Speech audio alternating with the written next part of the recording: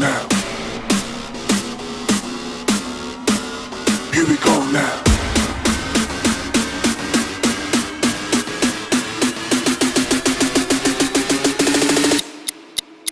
Here we go now.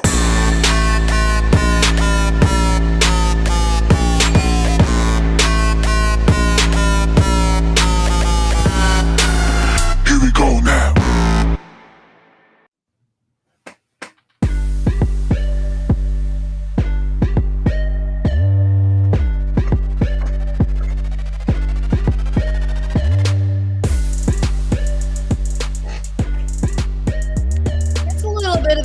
Party, a lot of your fantasy football needs, injury news, Underdog, higher, lower, and Howard Bender right here for Lisa Ann Does Fantasy Bettor on the Bettor Network, as well as Fantasy Alarm. Howard, I was just sucked into your show today, and I'm very proud of Jim Bowden for not seeming so enthusiastic about this next matchup, which is our Dallas Cowboys facing your very different today than they were 2 days ago, New York Jets. Come on, are you really going to patronize me like that? Are you really you're going to take the Dallas defense against Zach Wilson and you're going to be like, oh, I'm so worried about this game this week? Are you kidding me? Are you kidding? That's like, I feel like that's like, it's almost cruel, Lisa. And I feel like, where's the love? Where's the joie de vivre with our relationship anymore? Why is it turned to just senseless, needless trolling like that?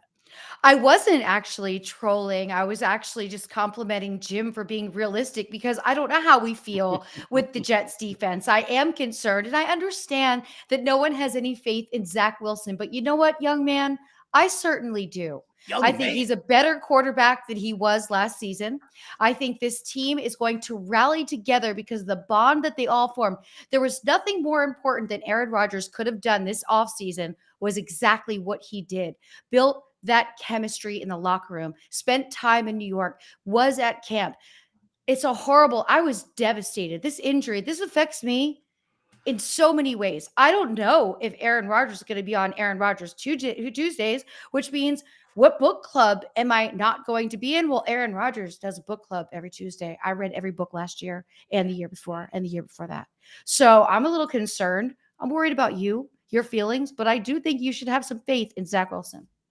I actually do have a little bit of faith in Zach Wilson. I'm not gonna totally crap on the kid. And what I'm really genuinely hoping for is that Rodgers just turns around and says, "I will spend all my time hurt, but I will spend as much time as I can mentoring Zach Wilson, getting into his ear during games, telling him what he's seeing.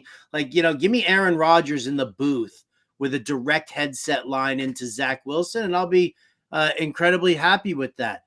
The problem that I have here right now, Lisa Ann, is that I feel incredibly let down, very empty inside. I'm not going to blame Aaron for the injury. I mean, these things happen. It was a calf injury, late in camp, and whatever. What I do is blame you in partial for my incredible sadness, because it was you who said you got to watch Hard Knocks. I started the bromance. I drank the Kool-Aid. And I'm sorry, but that gave you even more empathy for the situation. I'm upset too, as a football fan, right? And living in New York, this has been deflating. Wait a second. Am I concussed? This is, it's been so incredibly deflating for everyone here.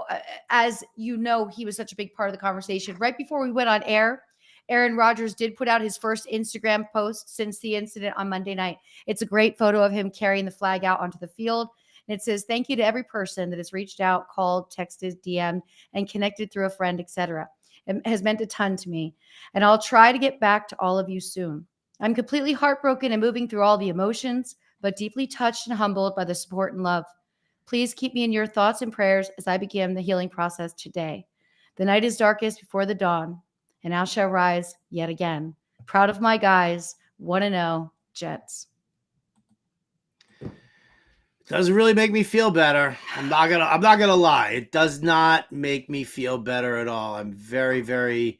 I mean, this hurts. Again, I said I said it before, right? I mean, I was the last time I was this excited walking into a season was 1999, and what happened? Vinny Testaverde blew out his Achilles, you like early on in the game too. And so it's like why is a Jets fan? Why can I not have nice things, Lisa? I'm like, why does it have to be that? I don't think it has to be that way, and yet it's this way, and I don't really understand.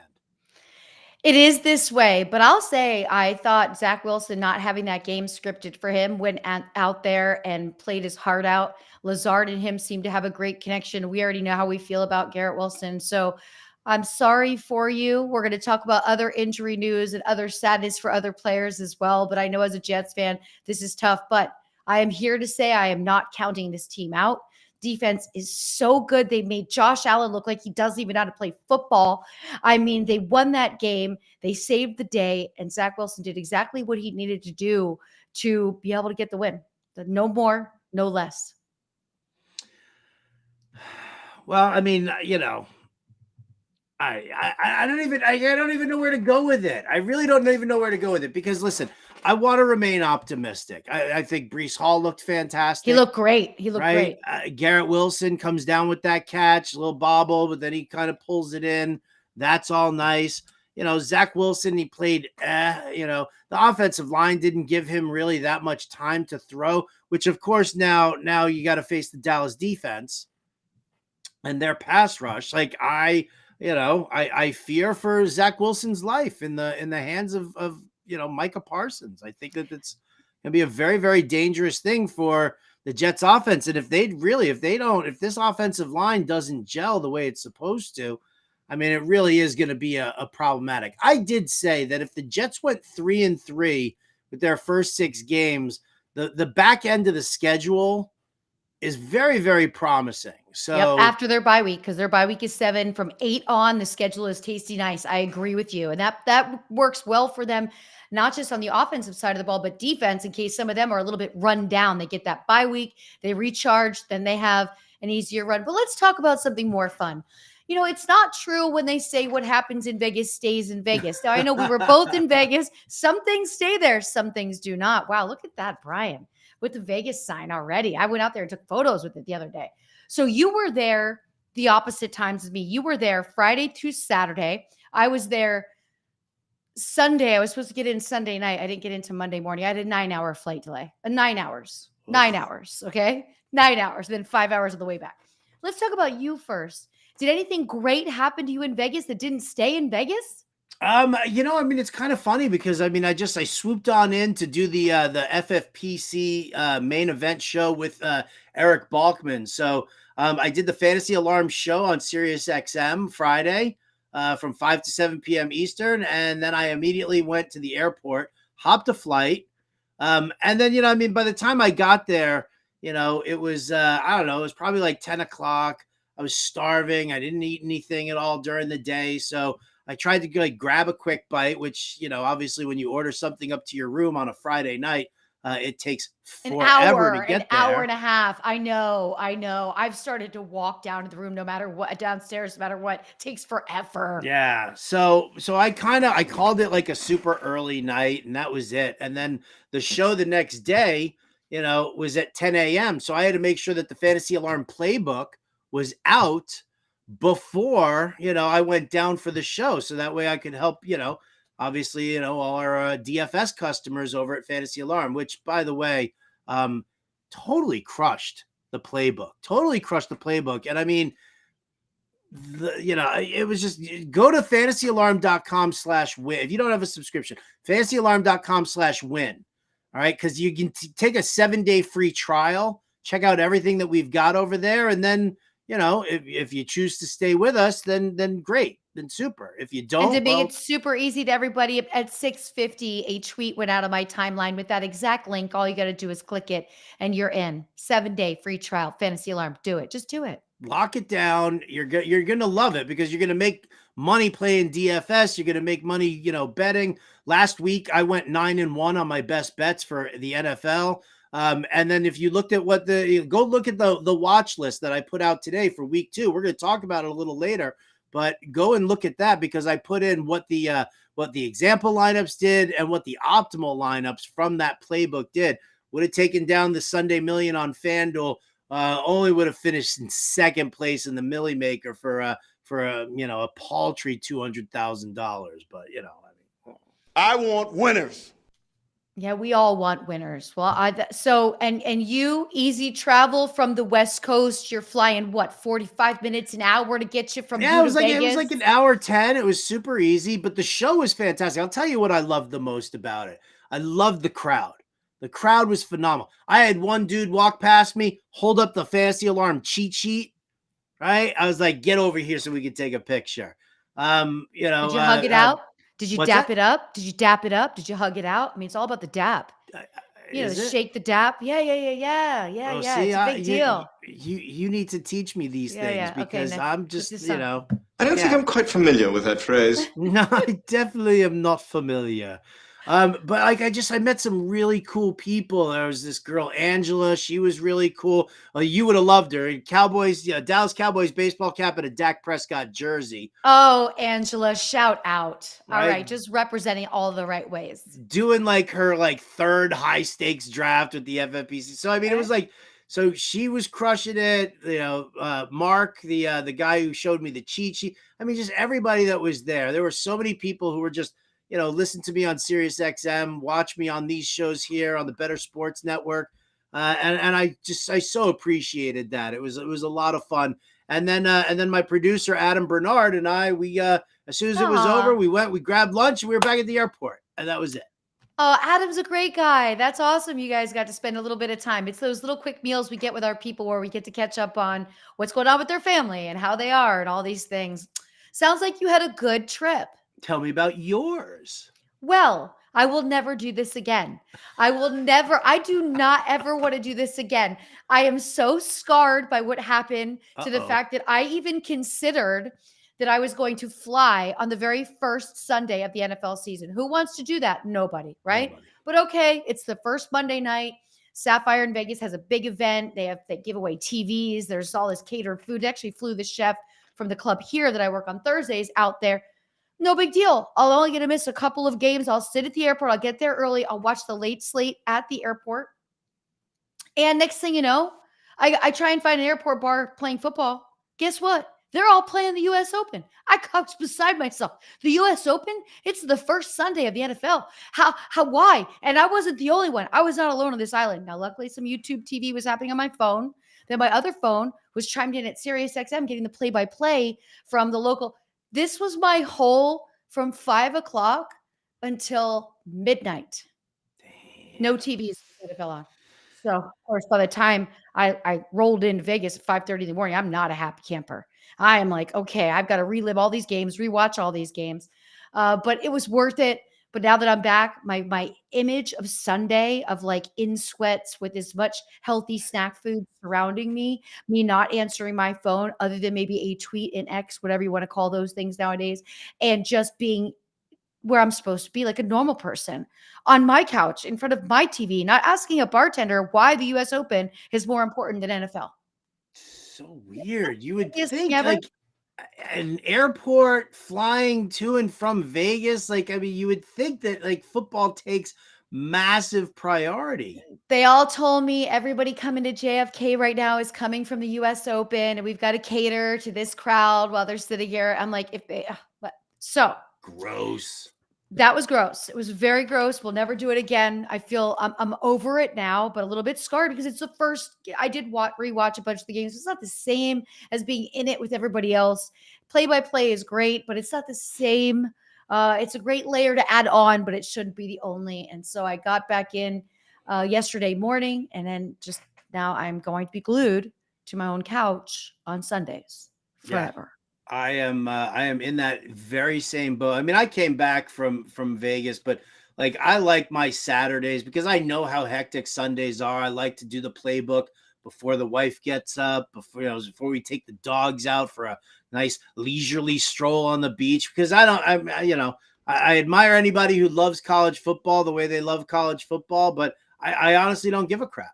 I really don't. I don't have any kind of vested interest in it whatsoever. I grew up in New York City. So, what was I going to do?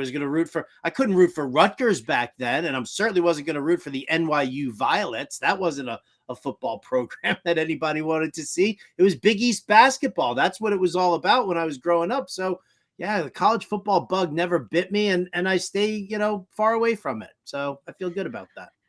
I think we have to avoid burnout, because we know we're going to go so heavy Sunday mornings, whether it's helping your listeners with startup lineup questions, doing live streams, setting your own lineups, which can become stressful when you're trying to get out an injury report for the day on Sunday, but yet you still have to do some tinkering in your own lineups. Before I forget, this month, it's a very special month, everybody. And thank you to everybody here in the chat. You're just the best. This month marks 10 years that, thanks to Matt Deutsch, who just told us that we are looking good and sounding good, thanks to Matt Deutsch, that I have been able to run my mouth talking fantasy football and sports betting. 10 years. I mean, where did these 10 years go? Howard, I met you. Like, it's been a blip. It's been so much fun. I've met so many incredible people. The world just keeps growing and expanding. I had Hutch as my guest on my podcast, which released today, the Lisa Ann Experience. He's such a unique kid. I met him through listening to you. So this is a big thank you. Thank you, Matt. Thank you to everybody who's helped me along this journey. And thank you to all the listeners and followers that have supported me pivoting in my life and being here. 10-year anniversary is this month. Wow. Happy anniversary. I had no idea it was your 10-year. I would have baked a cake. I would have done so many other things. I got my paperback copy of Lisa Ann, The Life Back, right? And that's sitting here. But now I'm not prepared. I'm not prepared for this. I'm going to throw you the hugest party on next week's show. The hugest party on next week's show. It's going to blow you away. I went into the building today. I went into SiriusXM this morning to be on the Morning Man, just be a guest with the guys. And it just felt good to walk through there. And I took it slow. And I just remembered every moment, from Matt walking me to get my photo taken for the ID that you needed to get in and out of the building. Like, every little moment and how much it means to me. So I know what means a lot right now is what's happening with the waiver wire craze. I hear you talking about it. A lot of people talk about the fact that if you don't need to make moves, don't make moves. Well, I had Aaron Rodgers in 7 leagues. So, I had him in a ton of best balls. I'm almost more upset about best ball, because now I lose him as a quarterback for the whole season. At least in a season long, I can make moves. I never draft one quarterback in a single quarterback. I always have a backup, because I am not going to be panicked. But I will tell you, to celebrate my theory that I think Zach Wilson can be good, I picked him up in a bunch of leagues when I was stuck at the airport on my way back from the club, because I had 4 hours to work the waiver wire, and I memorized the whole thing on the way there and then made my pull downs on the way home. So, all right. So, I did it too. I had one super flex league that I had Aaron Rodgers. In other leagues where I drafted Rodgers as a backup in a single QB league, that I was like, all right, I don't need, obviously I can just kind of replace him and see what happens, in the coming weeks. But in a super flex league, you got to make that move. And Zach Wilson was literally the only QB, only quarterback there. Exactly. Like, even Yep. preseason, that first waiver wire period, people like scooped up like the Will Levises and, some of those other backup QBs. And so Wilson was the only one there. And I don't even feel like I put a huge bid on him. It was 21% of my fab. But I feel like, because it's a super flex league, that QB is so important to have, that you kind of have to do that. So that I did that move there. But what about your other waivers? Like, did you drink the Puka Nakua Kool-Aid there? Did you jump in on, how about Joshua Kelly, knowing that that Austin Eckler now dealing with an ankle injury and could potentially actually miss? Adam Schefter said the other, like a couple of hours ago, that there was a chance that Eckler could miss the game. Did you go after like any other waiver wire people? I didn't. I did pick up Romeo Dubs in a couple of leagues because he was sitting there. I'm going to go with something a little bit more consistent than a wild card, right? I also drafted really heavy in the running back room this season, because so many people were doing zero RB strategies. So I Right. didn't feel like I needed to get rid of a great player when I'm already really stacked. And I have Alvin Kamara in almost 50% of my leagues, waiting for that week 3 to pass and me to get him in week 4. So I didn't make any of those type of moves. I just stuck with whatever I could do to be consistent. I will say I have a couple bench MVPs, and I'm trying to pull one for you right now. You know, that's the player that you leave on your bench that you had a vibe about, and then you didn't put him in your lineup. I'll figure out who, and then that person goes off. But I didn't feel that I had to make moves other than in a situation replacing Aaron Rodgers. That's it for me. That's where I'm like, okay, I got to do that. I didn't have any shares of J.K. Dobbins in any of my leagues. How about you? No, I had no J.K. Dobbins, and listen, I'm of that same ilk. I say it. I even tweeted it out. If you don't have to make a move, then don't. There was nobody on the waiver wire that I'm looking at, and I'm like, this guy's going to be a league winner. You could look at Puka Nacua and be like, oh, well, the dude saw 15 targets. Yeah, okay, but what happens in 3 weeks when Cooper Kupp comes back? Now, granted, if Cooper Kupp doesn't come back, then Nacua could be a great spot, a great guy to grab. But I saw people spend 40-50% of their fab budget in week 1 on Puka Nacua. And I don't get it. I really didn't get it. Not to mention the fact that, everybody's sitting there overreacting to week 1. They're giving up on Kadarius Toney. They're giving up on Sky Moore. They're giving up on Jalen Hyatt.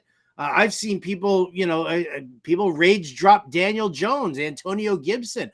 Like, why, like, to sit there and like dump those guys because of a bad week 1 where, like, I don't think anybody realizes just how sloppy week 1 was this week. Did you Sunday's games, 10 out of the 14 games, it was the under that hit. 3 games. And then Monday night's game was the under as well. I will say, here's my bench MVP. Now, this is a wild card pickup in a last round of a draft, but it was Austin Eckler's backup, but not who you'd think. I had Kyren Williams. Oh, there you go. So you ended up grabbing Kyren Williams from the Rams. I didn't play him. Yeah, but it doesn't matter if you played him or not. It doesn't matter. The fact that you have him means that you were ahead of the curve. Yeah, I was just trying to take a viable player in the last round of this one draft. It was like, okay, and then I saw how he stacked now. I'm not going to chase those points. I gave advice on Monday.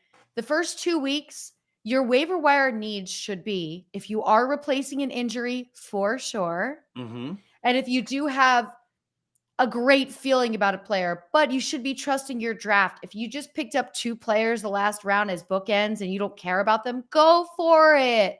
But do not go back to your draft and be like, oh, Kadarius Toney, I'm just going to drop him for this one-hit wonder that might not have a big week next week. Yeah. Just to make a move. Well, that's the thing. And then, if you're jumping out of waiver priority. I had somebody who was like, yeah, I got the 12th waiver priority and I'm looking to do this and that.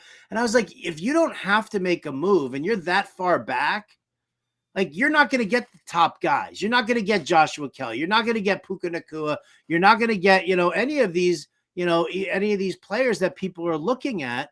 So why make the move when you know that you're going to move up in waiver priority? If, like, let's say 5 or 6 people make moves, then boom, then all of a sudden you've got the 5th or 6th, waiver priority now instead of the last waiver priority. So, to me, I very sage advice, very sound advice. You know what, Lisa Ann, see, this is why how long have you and I been doing shows together now? It's got to be over 5 years. It's got to be, because I've lived in New York since 2019 full time, and we were doing shows when I was living back in LA.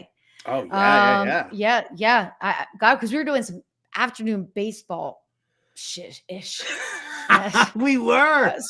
I was like still trying to, like, Matt, yes, I will do baseball. Now I'm like, no, I'm not about that life. But we might not have Christian McCaffrey this weekend. Sad news, his agent suddenly passed away. We've heard that he might not be available. Aaron Jones did not practice on Wednesday. Did you expect Aaron Jones to have the day that he had out there on Sunday? If I say yes, will you believe me? Did you play him in any of your leagues? I played him everywhere in DFS. Oh, okay. I played him in a couple leagues. I played him in leagues that I had him because I drafted Aaron Jones for that, for that whole thing. But I jammed him in. He was in my cash lineups. He was in my GPP lineups over at Fantasy Alarm. So yes, Lisa Ann, I did believe that. And the hamstring injury was a huge bummer, but at least he delivered the goods before he left the game. Now, this is a two-part news cycle, and the important part I'm going to handle right here for everybody. Scream Daddy says the Bears suck. The first 3 weeks, you got to be careful. People will blow up a game, will do nothing for the rest of the season. You're so right. Travis Kelce, knee, he did return to practice. Did you hear that not only is Travis Kelce a Swiftie, but sources are saying that Travis Kelce and Taylor Swift have been hanging out? Yeah, so real funny about all that. Jim Bowden says no. He's like Travis Kelce's a great guy to go party with, but this is not somebody who, Taylor Swift should or will be getting involved. That was Jim's take. My take about it. I would like to argue with Jim. She's been with all these different musician people as well. They can't That's be what I'm more saying. stable. But she does have a history of like choosing the wrong guy. Let's face facts. John Mayer was a total douche. And, I don't even know But these guys make her make the best music. That's what Sham Blood said. She was like, I'm in for this because I want new music. I want new music, and I want it to be about our first NFL player. I want this music to be about, and I think they're great together because he's tall and she's tall. They're a super cute couple. She'll be hanging out with Brittany, Patrick Mahomes' wife, I'm talking about. I've got this all planned out. I think it's fantastic. I want to see her at a game, but it did concern me if maybe they've been hanging out too much, and that's why he wasn't able to play last Thursday. Oh, well, I don't know. I don't know. I don't have that inside scoop on that. I was just kind of blown away by the news because, I had seen a TikTok video where it was a video of a Taylor Swift getting the call that, there was somebody outside, there was a football player outside who wanted to come backstage and see her and say hi. And she said, she was like, Kelce. And, obviously, like, you just hearing her side of it, she's like, Kelce? Is it Jason? Oh, well, then no, forget it. So, like, all of a sudden, you were like, is she throwing us off the scent here? Well, he had made her, those bracelets are a big thing. If you're a Swiftie, you make friendship bracelets, and he had made her a friendship bracelet with his phone number on it. And she doesn't talk to people before or after her shows. So he didn't get a chance, but he made a bunch of news with it. So I guess she finally did reach out. Very important news. We will keep you all well informed, as Justin Fields has kept us informed that he feels he played a bit too conservative on Sunday. What's your take on Justin Fields, or do you feel we have not seen enough yet so far this season to truly judge? I don't think we've seen enough. I mean, again, not going to overreact to week one. I know Luke Getsy called a terrible game, and it just didn't look good. There was bad play calling, bad execution. And so, but I look at this, and so here's my thing with this game: Chicago against the Tampa Bay Buccaneers. Are we overvaluing what Tampa Bay did against the bad Minnesota defense in week one, and then looking at how bad Chicago looked in week one?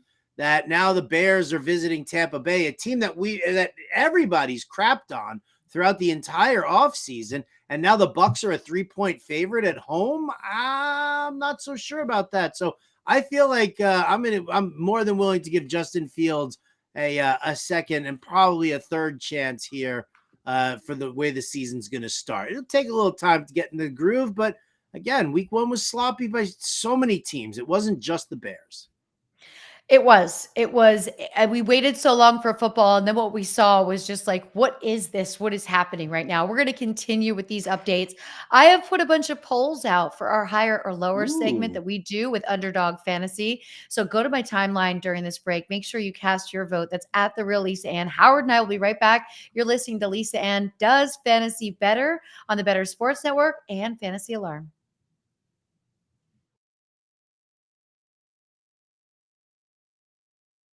What can we expect from you out there on the track tonight? Listen, I have a wife, 2 kids. I have, full-time jobs. I'm never nervous. I don't even know what that word means. Can you explain what nervous means? No. I'm ready to have fun. I've never done anything like this before. I got asked to be a part of this. This is fascinating. Like, it's so cool to just look around and see what goes on here. So I'm just excited to get out on the horse. And you want trash talk? Is that what you're asking me for? No trash talk. I hope everyone does well. All right, everyone's going to do well, but it has to be a winner. So give me your trifecta. Who's going to come in first, second, and third? Your heat. I will go Maria 1, me 2, Willie 3, Moose goes 4th. Well, it's very simple. I won this event last year. I won my heat, and so the defending champ has to be the favorite. Now, that makes me a little nervous just because I feel like it's hard to repeat. There's a little pressure when you're the favorite, but that being said, I'm still optimistic. So your heat, it's you, Yes. Moose and Keith from Better Sports Network, and Willie Colon. I think Keith might be my stiffest competition, and I asked for this because I actually recruited Keith, if you didn't know. So Keith, if you win, you're welcome. Malusis is very good. I mean, he knows what he's doing, but I'm going to go with Maria. Keith is waving to the crowd. He must pay attention because they're off. It's Mark Malusis going for the lead. Maria Marino on the outside, and now Keith Irizarry on the outside with speed, and they're 3 wide into the first turn. Woo! Mark Malusis is locked in for his life. 138 and 2. They're into the stretch. Sportscasters Derby 2. And still in front, Keith Irizarry. And now Mark Malusis is trying to squeeze on through. Come on, Jack! Come on! Let's go! Come on, dig it! Yeah! Keith Irizarry. Keith, you did it all the way, wire to wire. Over Mark Malusis. Awesome! That was so cool! The champ is here! Keith, what was it like being out there? Adrenaline rush, you were doing the Instagram Live, so there was no panic. You looked cool, calm, collected the whole time, and you won it. I felt really comfortable. I did. Like, I know you were joking with me before. Are you nervous? Are you whatever? What are you? David, the driver, was awesome. He's like, we're going to win this. I said, all right, let's win this. And he said, let's go. Yeah, I just felt really comfortable. I did. It was fun. We're in the lead. I got Maria Marino on the right side of me, and I'm like, oh my gosh, she's going to beat us, right? And then out of nowhere, you see Moose coming up this way, and we feel him breathing down our neck. And I'm like, Moose no, on the loose. Watch Moose. out. Moose was definitely on the loose, and we just got Moose by a neck, a nose, whatever you want to call it. Yeah, but again, all of this for a great cause, and it was absolutely awesome to do this. It was cool. All right, Keith, congratulations, and no matter what, you could always hold this over Moose's head. Yeah!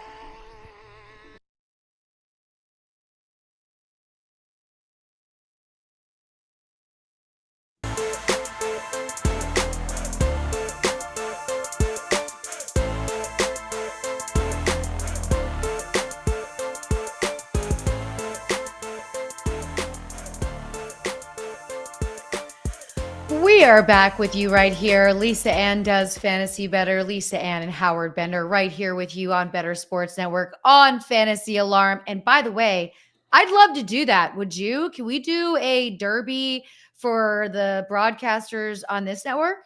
I would love for us to do something like that. I feel the need to slim down because that poor damn horse having to tug my fat ass around there. I feel like that might be animal cruelty, actually.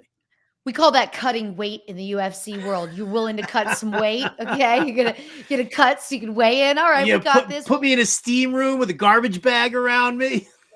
It does work. Let's go through a couple more of these news and notes for our listeners here. Philadelphia Inquirer's Jeff McLean reports that Kenneth Gainwell with the ribs is trending toward not playing Thursday night against the Vikings. My opinion, too short of a recovery. No need to play him. There's a long season ahead. He'll get a nice amount of rest after this Thursday night game. What do you say there, Howard? Yeah, I mean, I think, I feel like he's almost been officially ruled out for tomorrow. And, they've got, Rashad Penny, who they'll activate. And so, yeah, I think Swift and Penny share the role. Boston Scott gets brought in. So I think that's what's happening. I don't know if you heard the beginning of the Fantasy Alarm show, but I'll say it here because I'm curious as to your thoughts. I feel like it should be mandatory that waivers be done in fantasy football on Wednesday night into Thursday. Like, just do it Wednesday night at midnight, going into Thursday. Then, you can open it up for a first come, first serve kind of a thing and go from there. Like, there's so much injury news that comes out right now on Wednesday, and so many guys who miss practice, that I feel like waivers needs to happen on Wednesday night. It needs to be mandatory in leagues. I can see that, but at the same time, some of us work in time constraints, so we need a larger window of it being open so that we can get to it. I don't know about that. I get it. I get it. If you could still, I get rearranging it and see why. Think about this. Think about this, right? The news comes out today that, Adam Schefter reports that that Austin Eckler is likely to miss this game. If you ran waivers on Tuesday night, right, maybe you would have been more into picking up Joshua Kelce if you had known that news happened. And I think that also, it makes it a little bit more competitive, that there are some people who might have to blow their fab budget on Joshua Kelce on Wednesday when they hear the news, because they know that they want that guy or that they need that guy that much. But on Tuesday, if you're somebody like you or me, who wasn't really that active in waivers, maybe we would have been more active in waivers had we had known that news ahead of time. That's what my issue is. May I take credit? Thank you so much, Jeff. Scrimp Daddy in the room. One of the leagues that I commissioned, it's the only league that does have a fab budget. Our waiver wire was set for Wednesday nights. Smart. See? So that's on Fantrax, did that league there. So there's that. Christian Watson hamstring, didn't practice. Romeo Doubs hamstring was limited. I feel better about Doubs right now than I do Watson. How about you? I feel much better about Romeo Doubs than I do Christian Watson. Watson had this hamstring issue last year, and that held him out of the beginning of the season. He showed up late on the injury report this past week, missed week 1. Doubs at least played through his limited participation in practice and obviously delivered in style. So I'm very nervous about Christian Watson. It would not surprise me. It means, you hold on to Jaden Reed for another week and see what happens. Texans wide receiver John Mechie with his hamstring returned to practice today. I'm not really looking for the Texans offense at this point. New York Daily News. Come on, Nico Collins had 10 targets. No love for Nico Collins? I have Nico Collins. I have no John Mechie, but I do have a couple shares of Nico Collins, not going to lie. New York Daily News, Pat Leonard reports that Darren Waller's hamstring injury could be a lingering issue. When Darren Waller was making the move from the Las Vegas Raiders, the New York Giants, the excitement was there, but there was many of us that had that question mark with the injury history. Is this what we're going to be living through this season? Because I think he's one of Daniel Jones' best targets available for the no score yet in 2023 New York Giants. Yeah, I'm super nervous about it. I'm not going to lie. I've got Waller in a spot or two. I didn't over-invest in him because I was more eyeballing tight ends in rounds 9 and 10 and going for the lower ones there. As somebody who's social agenda is directly tied to the New York Giants on Sundays.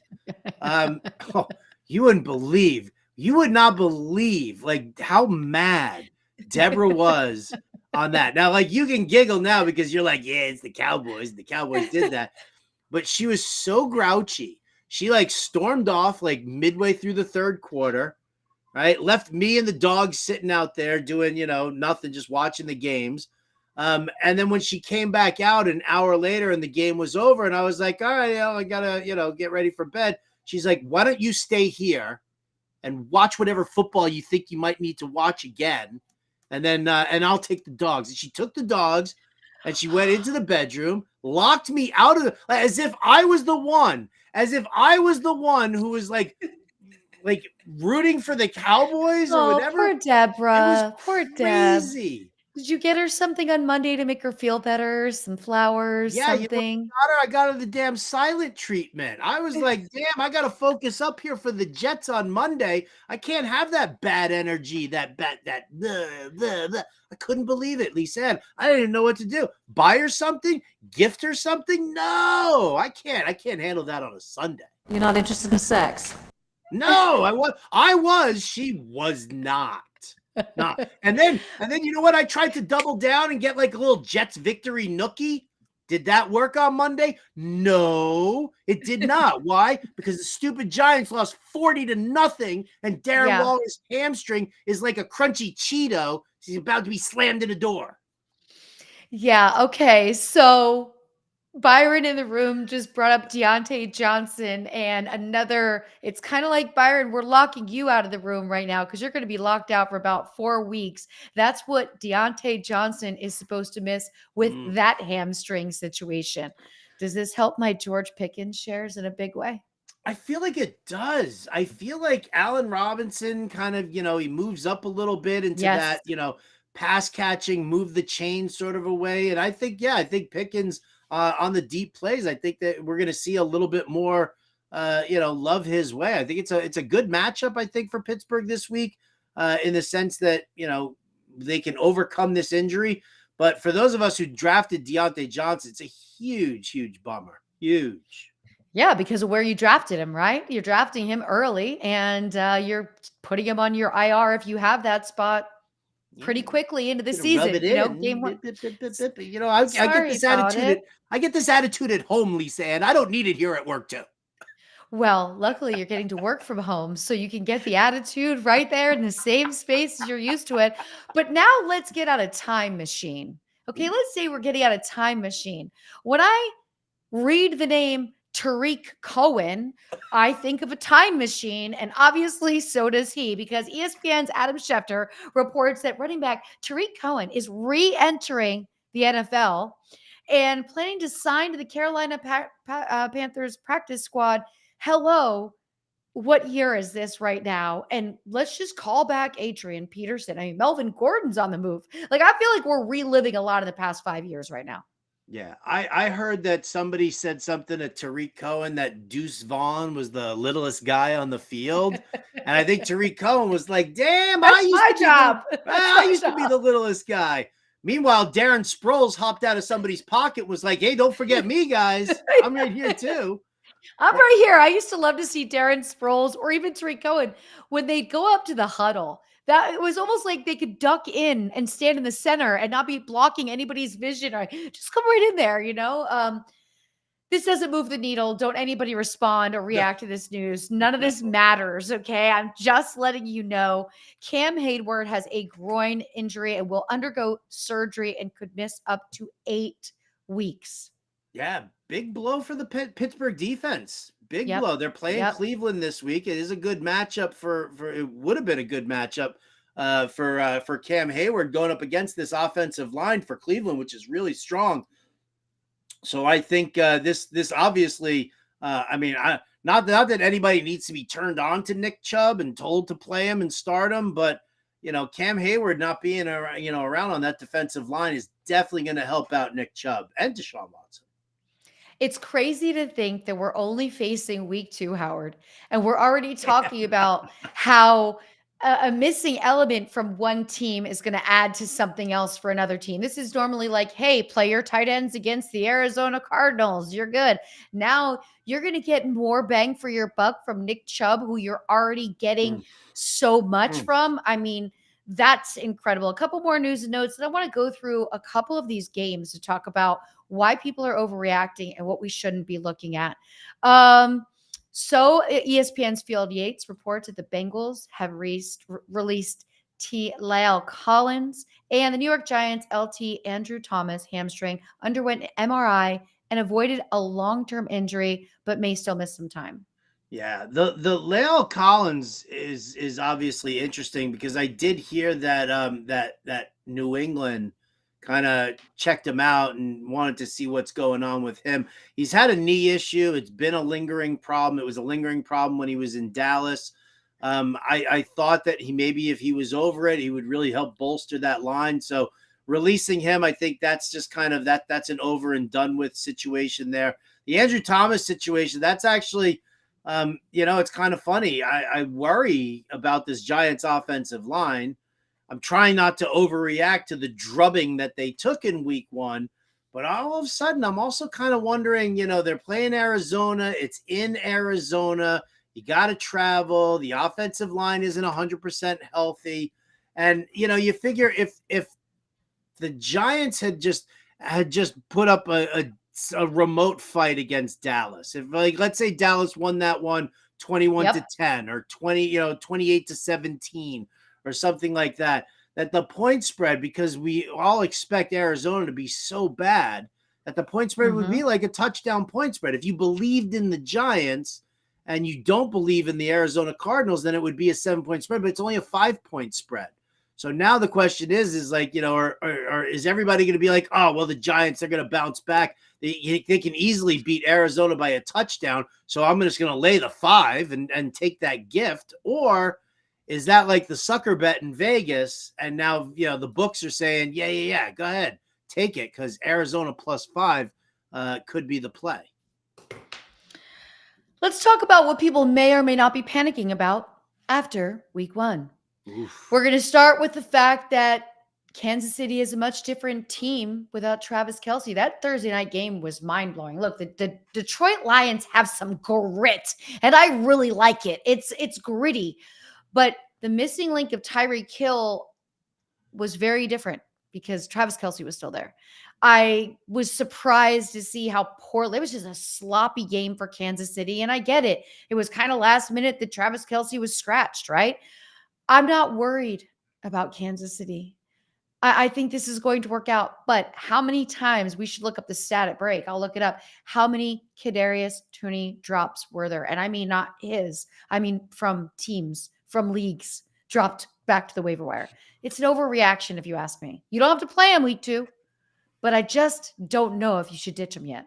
Yeah, I mean, one of the funniest things is when you see rage drops in fantasy, and people swapping out Kadarius Toney so that they can pick up Tutu Atwell, or, they're going to, go all in. They're going to drop Antonio Gibson, and they're going to push the chips all in on a Gus Edwards or a Justice Hill. Yeah, Justice Hill. Oh. Right. Just step away. Okay. Like, why are we doing this, people? Why are we doing this? Now, Joe Burrow really flipped out the minds of many. There's a lot of concern in Cincinnati. Again, no need for it, but he did not even crack 100 yards of passing on Sunday. Joe Burrow also didn't get a full camp. Had that calf. When was that? Like week 1 of camp? Yeah. I mean, it was early on in camp, but I mean, the calf injury, obviously it definitely can linger. It can be problematic. And nobody in Cincinnati wants to say Joe Burrow's calf injury could lead to an Achilles injury like it happened to Aaron Rodgers. So I think they're going to, they're staying, cautious with him.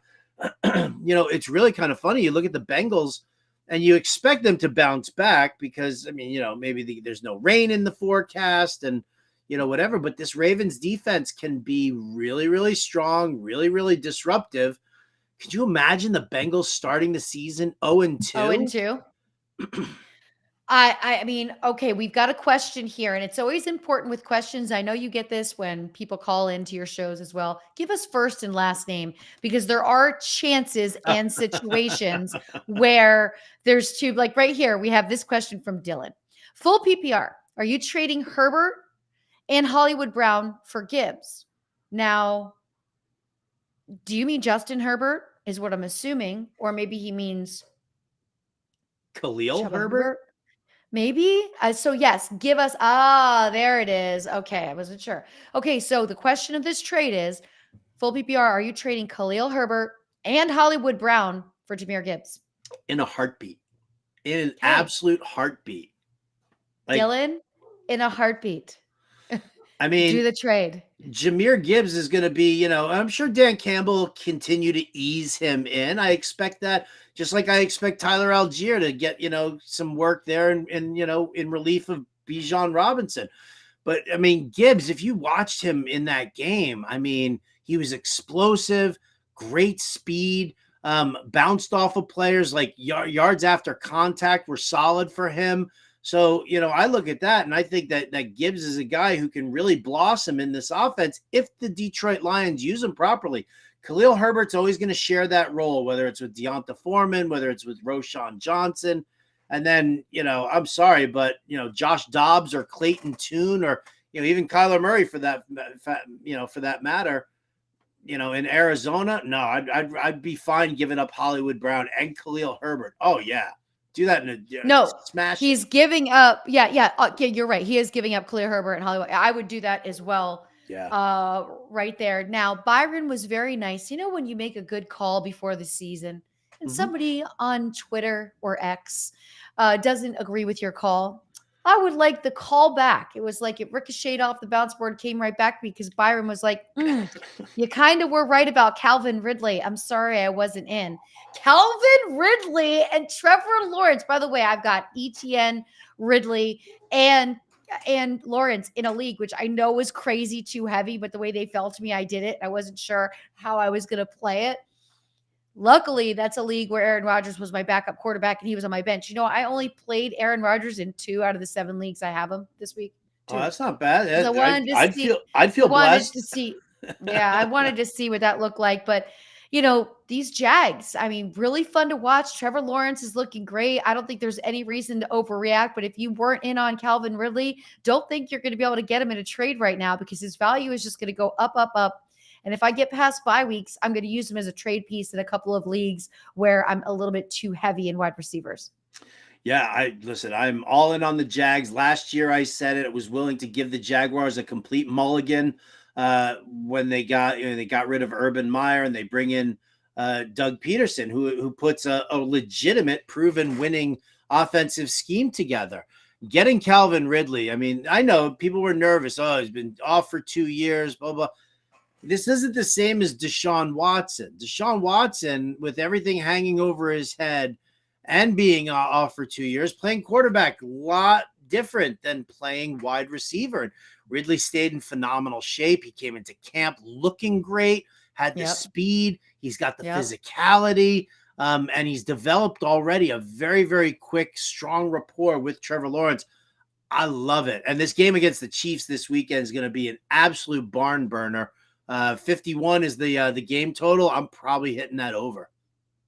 I would too, because I think it's going to move up as we get the confirmation that Travis Kelce is going to be back. Yeah. We might even see that go up to 55, 57. So now's the time to get in your bets on that one. Another spot where I think there could be a little bit overreaction. I'm going to take it right here and talk about the Cowboys-Giants game. To me, this was a sloppy game. I love that our defense really won this game for us. I'm, of course, happy in the leagues where I have Tony Pollard. But as for Dak, not getting a touchdown up there, not breaking 150 yards. The Giants defense is good, but they're not that good. How do you think Dak looked? And do you think this was just a really fluky week 1 for the Dallas Cowboys that luckily are able to, like the Jets, lean on their defense to get the win? Well, it's going to be really, really interesting to see how this plays out because no, Dak didn't play a great game. CeeDee Lamb did not have a great game.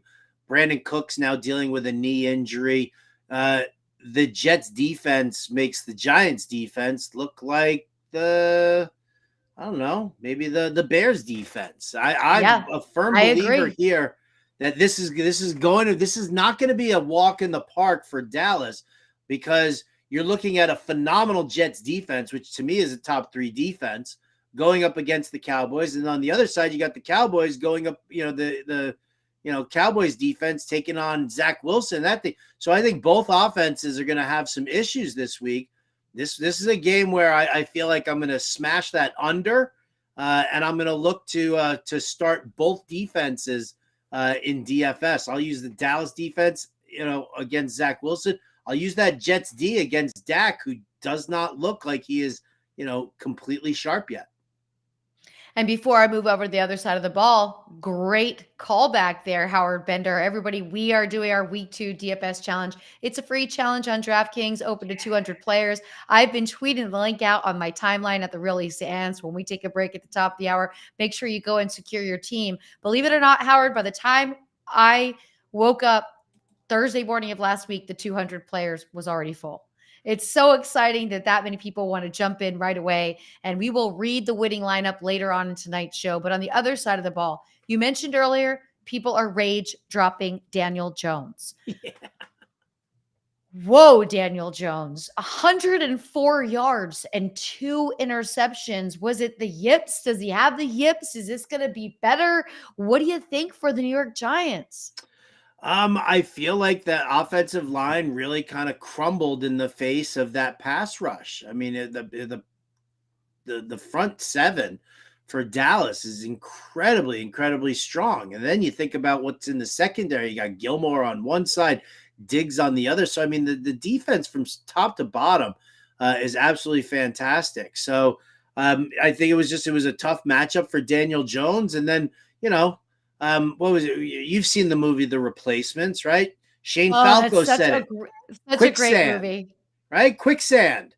And it's like, all of a sudden, like everything just starts going wrong for you over and over and over again.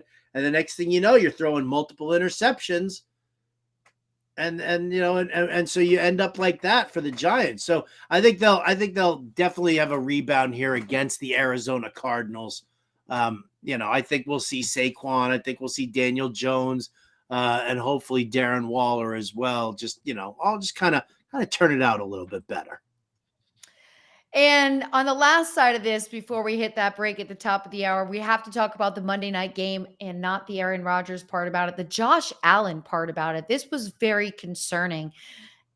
The Bills just got routed by the Jets defense. I want to see them in another setting, in another matchup, to see if there's not as much panic. But now I feel like it's kind of like Joe Burrow seems to have Patrick Mahomes' number, right? The Bengals seem to play real well against the Chiefs. Boy, this is going to be in this kid's head forever. Josh Allen's going to remember. He's going to have nightmares about this Jets defense. Do you think these 3 interceptions were problematic or just a situation of the Jets defense really paying attention to what Josh Allen was doing? Yeah, I think I'm siding on the defensive side here. I mean, I think Josh Allen's a fantastic quarterback, and he's going to have good games. He's going to have great games. He's going to have some bad games. Again, tough defense to square up against. And then, again, once that momentum keeps building in game, the Jets were completely deflated. And then all of a sudden they got that spark from the defense with the interception, the second interception, I think it was, for Whitehead. And so like it just kind of, again, spiraled out of control there for Josh Allen. They just could not kind of get things back on track. So, huge win for the Jets defense there. And, I think that, Josh Allen going up against the Raiders this week, I mean, the Raiders defense does not good. This is what I'd like to call a get right game for Josh Allen and the Buffalo Bills. Am I right? Sure. This is a get right game. You're playing the Raiders. You're going to put some points up. You're definitely not going to be under the pressure that you were under week 1. But I mean, it's a big stage. It's the Monday night game. It's a very big moment. The weather didn't help. And every single player is just on the beaten path of complaining about the turf at MetLife Stadium. Well, come on. Everybody's mandating. Didn't somebody mandate the Players Association was like, we want all grass on every field now? There have been a lot of season-ending injuries on that field at MetLife Stadium. And it's an interesting conversation when you get to, now that all these players have podcasts, and I get to hear clips dropping everywhere. Let's see what we have here. We've got start 1. We're going to do this one for Raymond. Start 1 between these wide receivers, Mike Evans, Puka Nacua, or Mike Williams. Mike Williams, I think you got to be on a wait and see. He's banged up already again. Yeah. You got to wait and see what's going on with his health on that front. I think I honestly think I would go with Mike Evans. The Bears defense does not look good. Their secondary is not strong. And while last week we all thought that, the lean would be on Chris Godwin because the offensive line wouldn't protect Baker Mayfield enough that he would have to do that quick release. They did. It was that, but they shortened up the routes for Mike Evans, and that's how he ended up finding success there. So Evans would be the guy that I would go up against here for, against this Chicago team. Better Boss says, who won week 1 in DFS? We'll get to that in the second hour. Before I forget, I want to remind you one more time, you can start a free 7-day trial of Fantasy Alarm's all-pro subscription and get the fantasy football draft guide and cheat sheet for free. Go to fantasyalarm.com/draft. We will be back and continue this conversation. Feel free to step over and vote on these polls on my timeline because we're going to get that higher or lower segment. And also, if you have start-sit questions, the chat right here is a perfect place to drop them. We'll check in with those when we get back as well. You're listening to Lisa Ann and Howard Bender right here on Lisa Ann Does Fantasy Bettor on the Bettor Sports Network, as well as Fantasy Alarm. I like to eat my feelings. So when I'm like super sad, you know, single serving pint sizes of Ben and Jerry's, I just start shoveling that in, and it makes me feel bigger and better. But so let's eat our feelings here. What we're gonna do today is we're gonna talk football players, food. We're gonna pair them up. Who is represented by what food? All right, I want to just shout out Hal Alexander in there for CMC. Christian McCaffrey is Rocky Road ice cream. A little bit of everything. Yeah, Does how's it going, Hal? I like it, man. You know it. I love me some Rocky Road ice cream. Bijan Robinson prime rib. You know what? Bijan Robinson prime rib with a baked potato and some cream spinach on the side. That's what I'm talking about. That is the King's dinner. And Bijan Robinson, I don't care if the dude from The Athletic says only 301, touches. You know what? In honor of Card Sharks, I'm going to say, guys, that I think that number is going to be a little bit higher there for Bijan Robinson. So get your knife, get your fork, you got your steak, you got your Bijan. Yeah, that's what's up. You're on death row, and they say you get one last meal, and you just say Bijan Robinson. Bijan Robinson. Yeah, I'm totally down with that. Love it. I got to jump in on one real quick because Mr. Scamper said Kareem Hunt is candy corn, and I actually had a player, Tyler Boyd, was going to be candy corn for me, and basically it's that nobody likes it, but it's always there. It's always there, and somebody always puts their hand in and grabs some and has some, and they're like, well, and afterwards they're like, why did I eat that? That's Tyler Boyd. He always gets drafted, and he's just kind of there, and nobody knows why. Nobody knows why they take him. Nobody knows where it comes from. Where does the candy corn even come from? Like, it's just there. It's just there.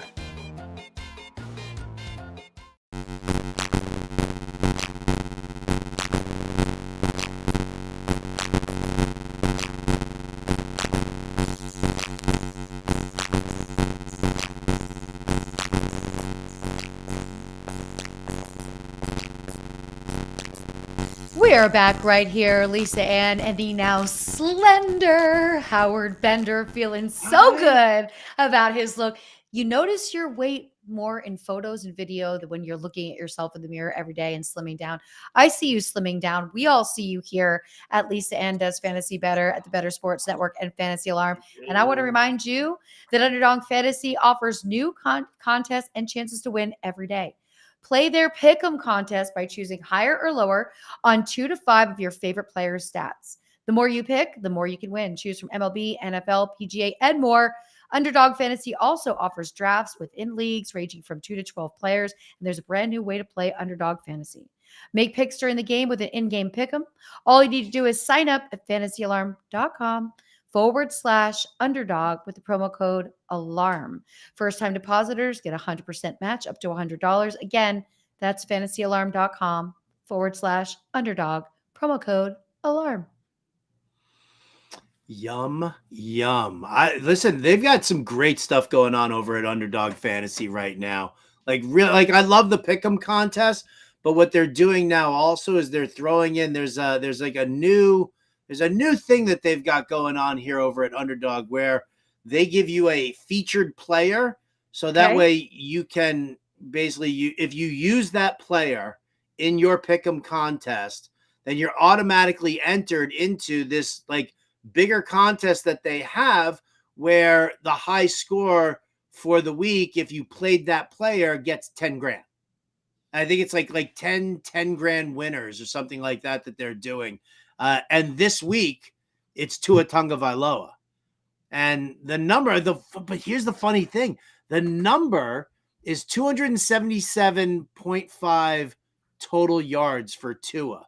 So, after him throwing for 460 yards, that like everybody's going to be sitting there thinking, oh, I'm going to smash the over on that. You're in the Northeast. You know the weather that's going on right now. I'm told that in Boston, there's like a bomb cyclone coming or something like that. It's been thundering and raining for days on end, and it's supposed to be nightmarish on Sunday. So now when I look at that, I'm like, I think I might have to go lower. I'm going to put Tua into my pick'em contest, but I might have to go lower for Tua. I don't necessarily know if 277.5, if the weather's really that bad, is where we want to go.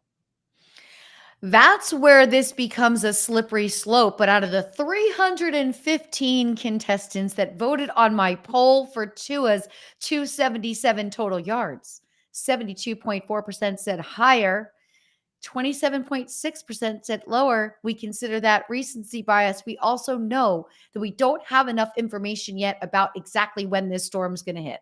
We have some news networks right now, Howard, saying it could hit us late Friday night through Saturday. And then some say it could do a little switcheroo and it could hit us all day on Sunday. This is why my flights were delayed, just because the way these storms are rolling in. I've never seen rain like this in New York before. Like, especially not at this time of the year, but maybe in the spring we get some. These storms have been some of the most wild rain I've ever seen. Yeah. So you got to watch the weather there. If you're going to set up your underdog pick'ems, make sure that definitely make sure that you add Tua into, whatever. I mean, like your favorite one. You can do two picks, you can do 5 picks. And you obviously you 6x your money, 10x your money, depending on how many they're in. But yeah, I would lock in Tua with like 2 or 3 of like your favorite picks, and see if you can't, outscore everybody else. 10 grand. Who's going to thumb their nose at 10 grand? Not me. I am not. Uncle Sam is neither, because he's getting 5. It's a luxury tax on winnings. So we're actually only getting 5 grand. I like to keep things realistic so I don't overspend. Can you do me a favor and teach my wife not to overspend? Yeah, I don't want to plan on the 10 grand. I just want to plan on 5. Okay. Okay. I'm happy with that. You know what I mean? Because the tax has got to come out right away. I can't sleep at night. Tell you, no commercials are more triggering for me when I hear those commercials that are like for tax companies that help people get out of a burdenous debt. And people be like, I was $130,000 in tax. I'm thinking to myself, like, as soon as I hear them, I'm like, Howard, how do these people sleep? How can you live? I'd be so stressed out every moment of every day. I'd be working 24 hours a day. But let's get back to the most important thing. Calvin Ridley, who I was a believer in from the get of this season. I also am a huge believer in Tua. So, I'm sorry, not Tua, in Trevor Lawrence. I love what Jacksonville put together last season. I knew this was going to hurt Evan Ingram, which made me lean more on Calvin Ridley than I did last year on Evan Ingram. But here's what we got at Underdog. Again, follow them on Twitter as well, so you are keyed in with all of the cool things they've got going on. And you can follow at Underdog Fantasy. Calvin Ridley, 72.5 receiving yards. We've got 300 votes. 15 people that voted on the first one did not vote on the second one. I don't know why. 300 votes. 74.3% think my boy Calvin Ridley is going for more than 72.5 yards, free receiving yards, and 25.7% said lower. I'm going higher just because I can't get over it and I want more. I'll smash the higher on that as well. No doubt about it. You know what? Trevor Lawrence is 259.5 passing yards. I'll say higher on that one too. I'll just tandem these guys up once again. I mean, you're dealing with the Chiefs defense, and you know, it's just it's not so much that you're facing the Chiefs defense as much as it is you're trying to keep pace with Patrick Mahomes and the Chiefs offense, especially with Kelce back. And with that shitty defense, Mahomes can go out and put up 5 touchdowns, but now he's facing somebody that can also go out there and put up 5 touchdowns. So I'm right there with you on this one. We do have a question. We're going to take a brief intermission from our higher lowers on Underdog and go to question from James. What are y'all thoughts on Roschon Johnson from the Bears? I thought he looked good despite it being garbage time. Your thoughts, Howard Bender? So I like Roschon Johnson. And I'll tell you what, to me, the most telling aspect was the targets that he got, that he's the guy on the field in the passing attack. If we do believe that the Bears are going to be playing from behind a significant amount this season, You want the good pass blocker, the good pass catcher out there, and it seems to be Roshan Johnson, not Khalil Herbert or Deonta Foreman. So, I'm in on him. I've got him stashed on a couple of benches, and I'll just kind of see what happens with that situation. If you have a dead spot on your bench, then you can go after Roshan Johnson. I think he's a viable stash. I also think Roshan could be a good filler in DFS before his price starts to really go up. If you're tinkering, right? And you're looking and you're like, okay, I feel like I have some, because you want to have a lineup that is different than everybody else's. That could be the one integral part. Maybe you're not going to triple what you pay, double it, you're good to go. Joe Burrow, Swaggy Joe. This was the most swagless I'd ever seen him. And he is super swaggy. Coming off of a game where he only threw for 82 yards. I threw that playing catch with my friends the other day. We now have the Joe Burrow passing yards total at Underdog Fantasy at 263.5. 275 votes. 64.7 people are believers in Joe Burrow going higher. And 35.3% are Joe Burrow going lower. They're matching up against Atlanta in Atlanta. I want to hear what you have to say first. I think that I'm a believer in the Cincinnati Bengals. I'm a believer in Joe Burrow. I'm a believer in the fact that I'm going to play T. Higgins everywhere in DFS this week because he put up a 0. And everybody's going to expect that Jamar Chase is going to be the guy who they want to invest in. It's a tough matchup here with the pass rush. A lot of this is going to depend on the offensive line, or maybe Zach Taylor is getting Joe Burrow to with a quicker release so that you're not worried about the offensive line. They're going to have to make some adjustments to what happened against Cleveland, but if the weather is clear and Joe Burrow is feeling Joe Burrow-ish, listen, I'm happy to invest 263.5 passing yards. It's probably a little bit of a tall order, but would it shock me to see Joe Burrow throw for 275 and 2 touchdowns? No, it wouldn't. So I'm going to say the higher here. This is in Atlanta, which is a dome game. Am I correct? What, the Bengals this week? Yeah, because they're playing in Ravens. Atlanta. They're against the Ravens. Oh my gosh, week. I skipped ahead a week. I'm on the schedule. I must have clicked week 3 instead of week 2. These things happen in live radio. We make mistakes. You're right. They're at home against the Ravens. Makes it very different. It's not a dome. It's gonna be weather. you are correct on this one. All right, I put a poll out on one more. It was the last one I threw out here because I thought it was an interesting one. Anthony Richardson. This is at Underdog Fantasy right now. The total would be 199.5 passing yards, 307 votes. This was closer, showing you that, we're not sure yet what we expect from Anthony Richardson.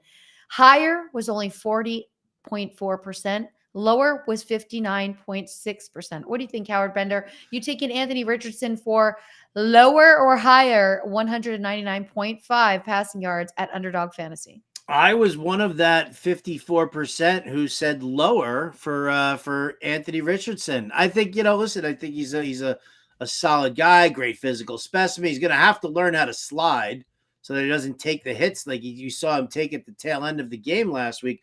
But yeah, I think his passing still needs a lot of work. He's not going to get that deep play to Michael Pittman for 60 odd yards every single time. So, I think, as far as this goes, we've seen this with a lot of these mobile QBs when they first come into the league, that their passing numbers just really aren't there. They're not developed enough. And I don't think he's got enough in the receiving targets range. So I'm going to say lower for Anthony Richardson, lower than 199.5.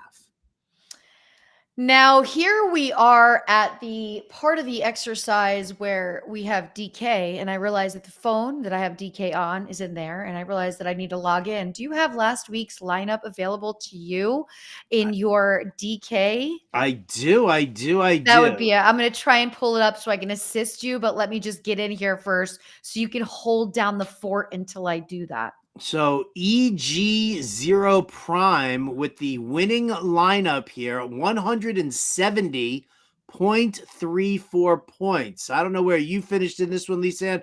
I was down at 59. Ooh, look at you.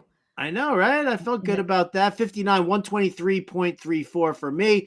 It was not enough to go up against Ego Prime here. Pat Mahomes.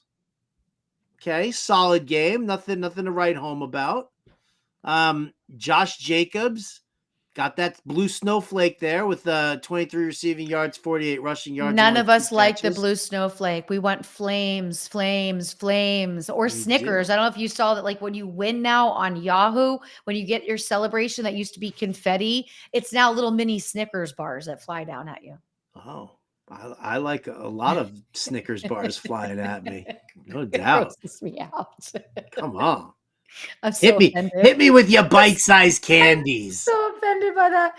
Okay, so I was at about I was doing well early in the challenge, and then it fell apart. I was not in the top 100. I'm not able to log in because I got to do the whole location thing because that's on this. When you have multiple devices, this stuff gets a little crazy sometimes. So I appreciate you leading in. I will not make that mistake. What's your handle here?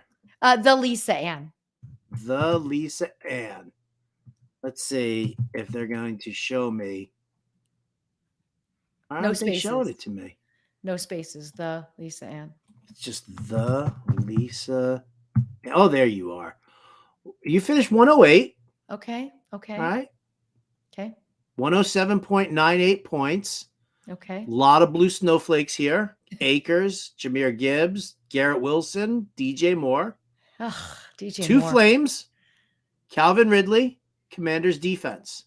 I cannot quit Calvin Ridley. Like, he'll be in every lineup. I don't care how much I pay. I did regret not spending big and putting in Tyreek Hill. And sometimes I think you're like, you might do this too, Howard. You're in so many leagues that for some reason when you're playing DFS, you're like, oh, I'm going to try somebody different because I already set all my lineups. I know I got Tyreek Hill going. Why would I have not just played Tyreek Hill in this challenge? I don't know. Kind of had to have him to win it. I don't Over know. 200 yards for the kiddo. If you were looking at the DFS content on Fantasy Alarm, you would have jammed him into your lineups. Okay, so this week, that's what I'm going to do so I can beat you. And that's important stuff. You don't think I'm going to make it?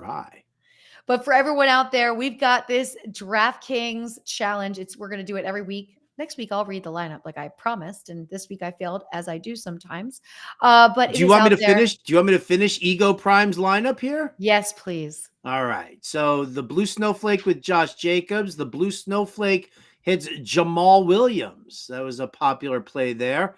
Tyreek Hill then flame it up, 47.5 points. Tutu Atwell, flame it up, 20.9. Justin Jefferson, no flame, but 27 points. Hayden Hurst, flame it up, 15.10. Josh Reynolds in the flex, 12 points, no flame. Washington Commanders defense, 11 points with a flame. So 4 flames, 2 snowflakes, and a winning lineup for Ego Prime, 170.34 points. I'll tell you what play in that lineup that surprises me the most. 2 of them. Tutu Atwell, of course, like that's forward thinking, really paying attention, really, and also a little bit of luck there because I don't think we were sure that was taking place. But Hayden Hurst, I mean, I know there was a time. I know you've resigned as the tight end whisperer, but I know there was a time. Is this the Hayden Hurst resurgence we've been waiting for? Because I'll tell you right now, my heart, Hunter Henry, first year, I quit him. Ugh, I went year after year, Hunter Henry, ever since he was with the Chargers. Yes, Hunter Henry, draft. No shares. What does he do? He plays really well. I don't have any shares of Hayden Hurst either. Is he going to do the same thing to me, Howard? I mean, you're talking about 2 rock solid tight ends in the sense that Hayden, first off, Hunter Henry in New England now, Mike Gesicki lined up and took his snaps. 97% of his snaps were as a wide receiver. So Hunter Henry is that tight end in the Bill O'Brien offense. And we know what Bill O'Brien does for his tight ends, i.e. Gronk, and, God rest his soul, Aaron Hernandez. So we saw what Bill O'Brien does to the tight end position. So, Hunter Henry is definitely to watch. Hayden Hurst, here's the thing. I like him. I think he's incredibly talented. He just, it's the offensive schemes that he's been with. to do a part-time job in Cincinnati, you've got 3 crazy good wide receivers over there. With Baltimore, he was completely miscast, and now he's sitting here with Carolina. It's a rookie quarterback, and we know that rookie quarterbacks like to lean on their tight ends. And this wide receiving core, I mean, DJ Chark's banged up. Jonathan Mingo's a rookie. Adam Thielen is, older and a little bit more broken. I do think Hayden Hurst is worth somebody's time, especially in a season-long league where you would look at that. So, yeah, I like Hayden Hurst. Yeah, I mean, I just gave up on Hunter Henry last season. It was my last season, and now I regret it. But when I was scouring the waiver wire, he was not sitting pretty there waiting for me. So that was a little bit more upsetting. Yeah, I like that lineup. That was very clever. I mean, Washington defense was, I guess, played across the board just because of the matchup. And now the Cowboys and the Jets defense are going to be a challenge to fit into your lineup with other studs because they're going to be pricey. They're definitely going to be pricey. You're going to have to find the bargain somewhere. You're going to have to find them. Like this past week, it was the Rams receivers. It was Puka Nacua and Tutu Atwell, who were those bargain, and Zay Flowers also. Yes. Another great bargain receiver who had himself a fantastic game. So, yeah. Better Boss finished in 18th place. Oh, he was hurt by Antonio Gibson. Better Boss, you can get the link. I forgot to add you in the email this morning when I sent it out. The link is on the show rundown. I don't know if he has access to our stuff. If he does, if not, I'll email it later, and howfully it's not full yet. How'd your bets do week 1? I crushed my bets in week 1. I went 9-1 with my bets. The only bet that I lost was Lamar Jackson's rushing yards over. It was higher. You had him higher. I will 50. Say that, you know what? Actually, I supported Dan Servadidio on the Pittsburgh plus 2.5 points against San Francisco. So I guess I could say 9-2 because I was definitely a proponent of that bet. But I was on the Better Sports Betting show on Friday, and you guys can find this show on YouTube. The Fantasy Alarm YouTube. You make sure you get over there and check that out. And then on Monday's show, we did like a little recap montage of that. But yeah, I hit like all of my bets, like all of them except for those 2. What I put money down on was I didn't have money down on the Pittsburgh game, which is why I keep saying 9-1. That's where I went. Over 1.5 touchdowns for Kirk Cousins, over 1.5 touchdowns for Trevor Lawrence. I took the Jaguars laying the points. I mean, I did some damage. It's good because week 1 is before everything truly adjusted. Like night 1, week 1 was trash for me. I got in the moment and put together a ridiculous parlay. There was no way it was going to hit. I had a Jahmyr Gibbs anytime touchdown. It didn't hit. But Monday night, I got in little parlay, and that was just a 2-legger, and it was the Jets for the win and the total points for the under. So I did hit on that. I had the Jets plus 2, and I had the under there as well in that game on Monday night. So I guess you could tack on 2 more W's for me. We're going to tack on a lot of W's in this next segment because we're going to talk about the DFS Week 2 watch list at the Fantasy Alarm. So if you want to tinker with that before you set your lineups, because remember, when I run these challenges, they are Thursday. They are the full slate of games. So you got to do your studying tonight or tomorrow at the Fantasy Alarm. Make sure you are ready to set that lineup. And we are going to talk about the spreads that Howard is watching, the game totals that Howard is watching, and all of you, your lineup questions. Better Boss says Gibbs fell down or would have scored.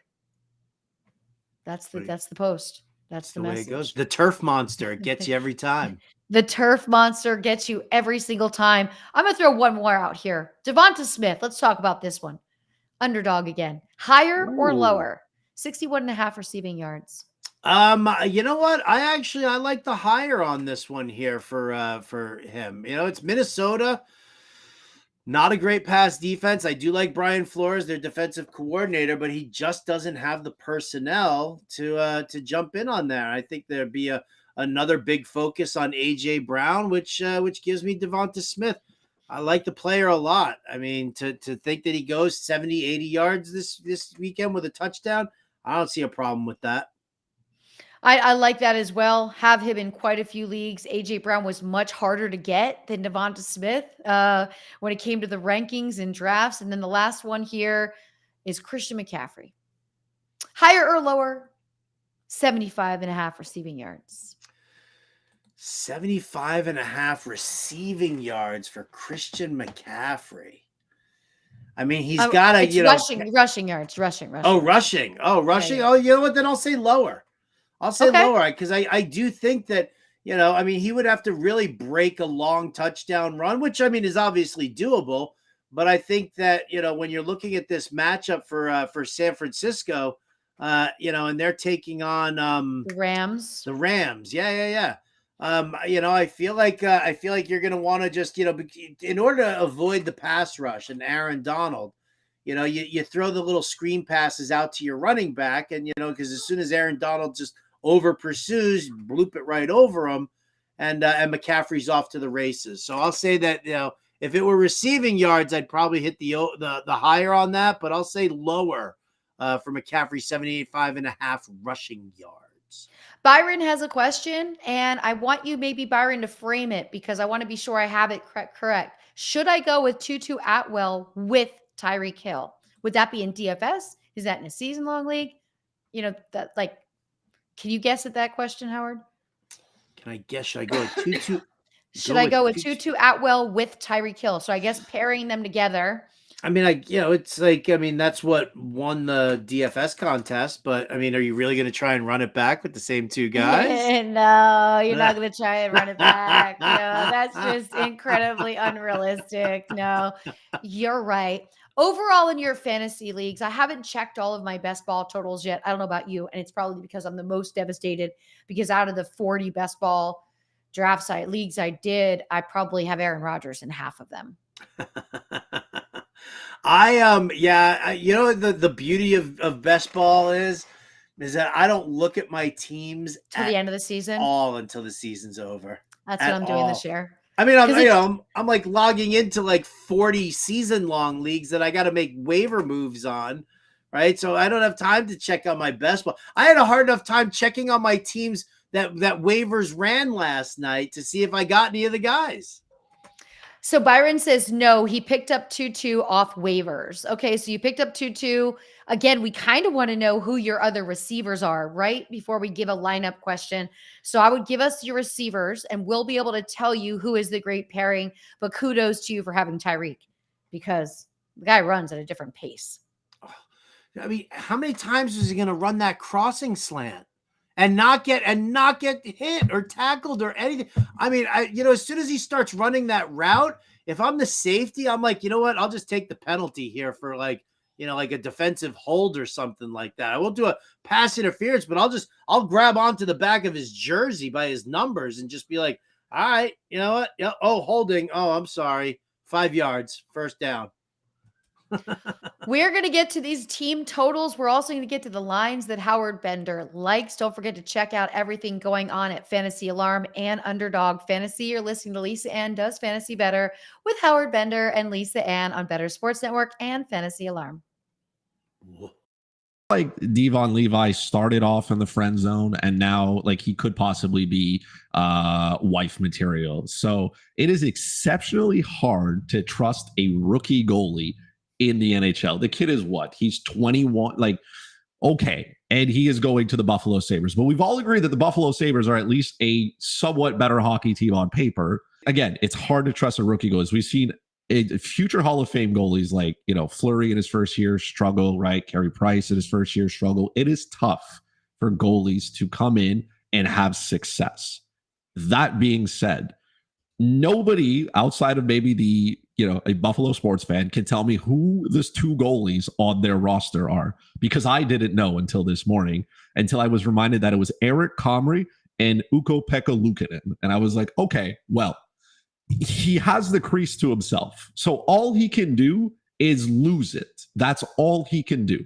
Buffalo is going to be a fun team to watch, which means maybe Devon Levi ends up in what I call the Martin Jones syndrome, which is a goals against average is pretty up there. Save percentage is not very good, but he's going to finish with 35 wins because he's just going to play a lot. And it's going to be that back and forth hockey. The Atlantic Division is not very good, right? There are some teams that are going to regress. So there's opportunities here for Buffalo to do well. And I think his over-under on wins is set at 24.5.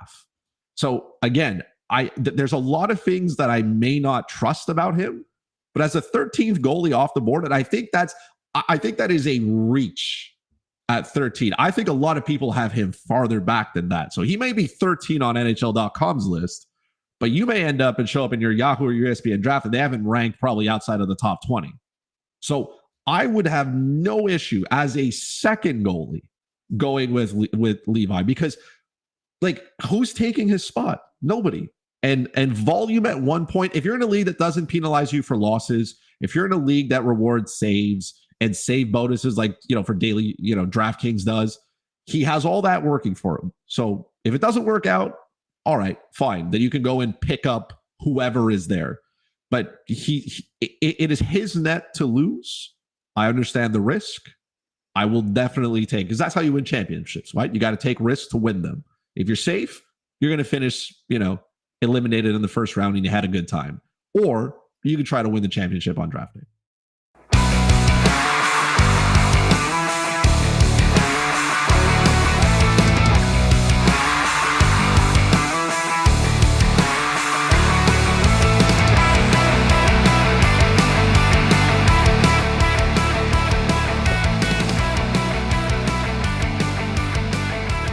As promised, we are back. Lisa Ann and Howard Bender right here on Lisa Ann Does Fantasy Bettor at the Bettor Network, as well as Fantasy Alarm. And we have an answer right here from our friend Byron that I'm still a tiny bit confused about.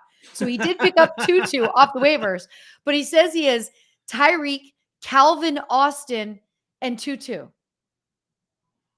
So what is he looking to do? Does he start? I mean, you obviously start Tutu Atwell over Calvin Austin. Okay. Like, why is that even a question? Why are you even rostering Calvin Austin? I was wondering, this is why I'm in a conundrum, because I was surprised. How many people are in this league, Byron? We want to know. Is it a 10 or a 12? And why is Calvin rostered? I wonder who'd you give up to get, because you had a trash on there if you picked up Tutu off the waivers and dumped somebody else. Right. Might be an 18-team league is what I'm thinking, but let's talk about the spreads you're watching. Bills -9 over the Raiders. Are the Raiders going to have another trash season?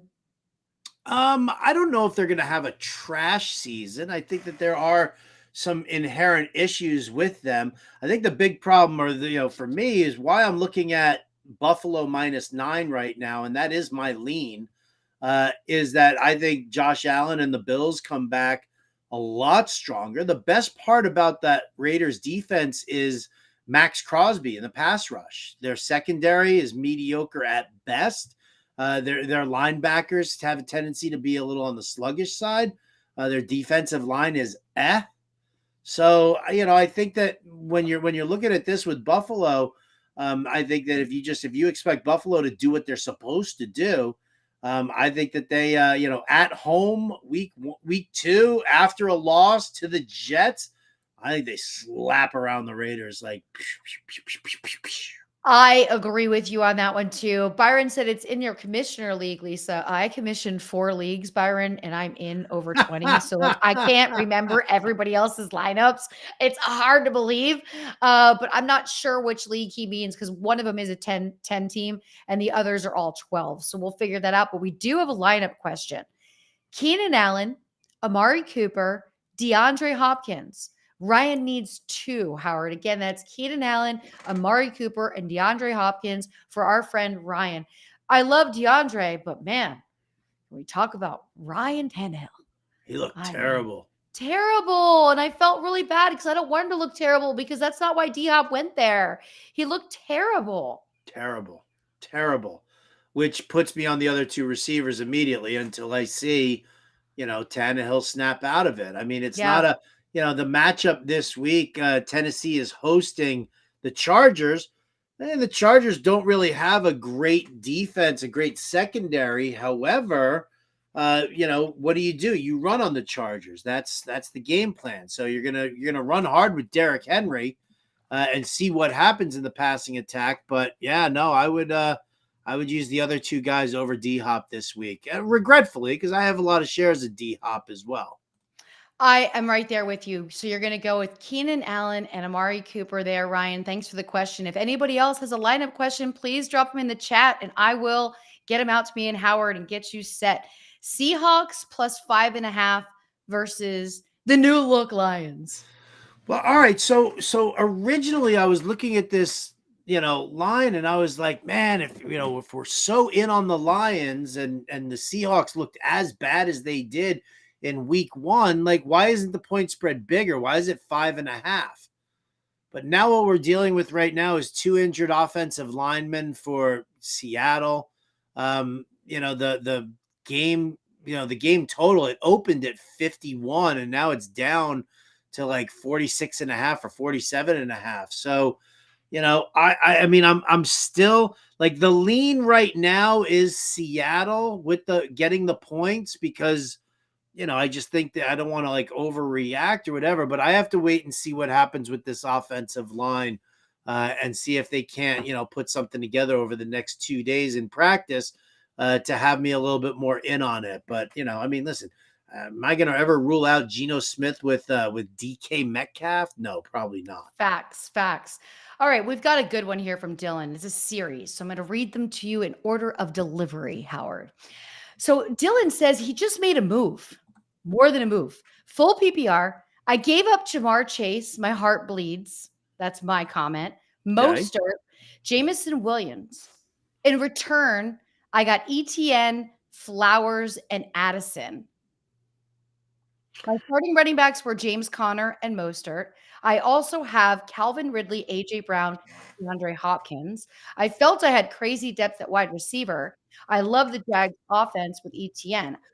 I don't know if I wouldn't have given up Jamar Chase for any rhyme or reason. Yeah, and if I was going to give up a wide receiver in that realm because I had that kind of a depth, Dylan, with your lineup, I would have given up Hopkins, though I don't want to just because of the quarterback play. I'm looking at Jamar Chase with Joe Burrow with a lot more upside.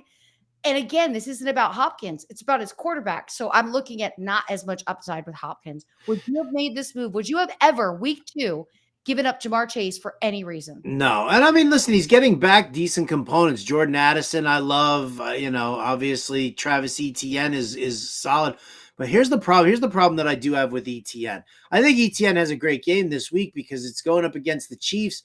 And while Chris Jones is there on the defensive line, the best way, like I said, to neutralize a good, strong pass rusher, a good run blocker, a run stuffer, is to either run an outside zone scheme or, little dump offs to him. So I think Etienne thrives in that matchup. The problem is this. Travis Etienne had 5 touchdowns last year. Yep. Only one of those touchdowns came inside the 10-yard line.